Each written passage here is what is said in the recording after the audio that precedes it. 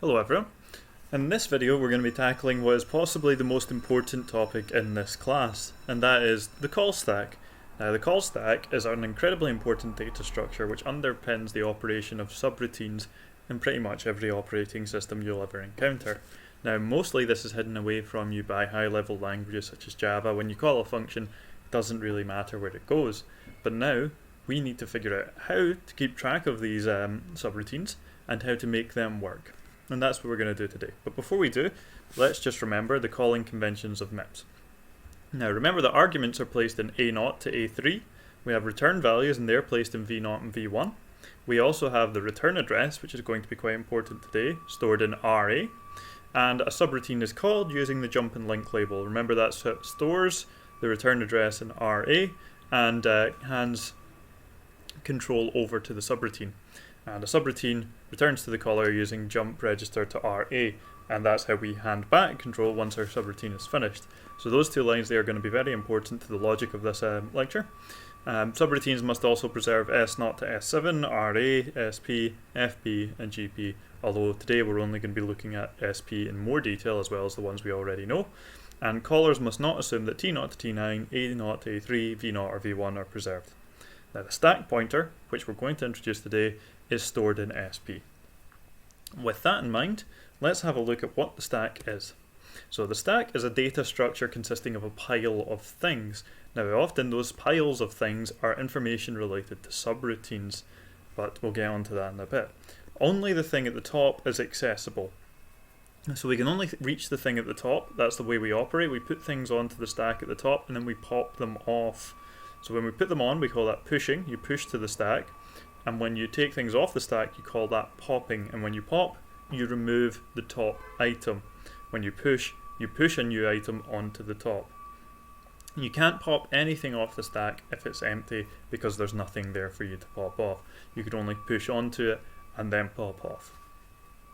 Okay, so the call stack in MIPS is an area at the top of memory structured as a stack. Now, the way that it works is we have this whole bunch of memory for the stack, but the stack is stored upside down, so it grows downwards. So the very last thing that was on, the very first thing that was pushed onto the stack is stored at the top of memory, and then it moves down the way, further down in memory, towards the middle. But that's an important thing to understand is it grows down. You need to keep that in your head, that the top is actually at the bottom because it's growing downwards. So the top is at the bottom, as I said, and the things in the stack are stack frames. Now you can store information in a stack frame. What we'll be doing a lot is storing information pertinent to subroutines in stack frames, and that's one of the main uses of it, to keep track of subroutine information as we go through. But stack frames are distinct, so we have a blue, green, yellow here, but these are different stack frames with different information in them, so it's very important that you can keep track of what is in your stack frames. So that's the stuff for things in a subroutine. Now, the things you might store there are saved registers that you don't have space for if your subroutine is using too many registers. You might store a return address there, we'll get onto that in a bit, but there's a lot of information you can store there. Now, another important concept is the stack pointer. That's the register $SP, and that points to the end of the stack. So it tells you where the last thing on the stack is, and we use that to call things off of the stack and pop off.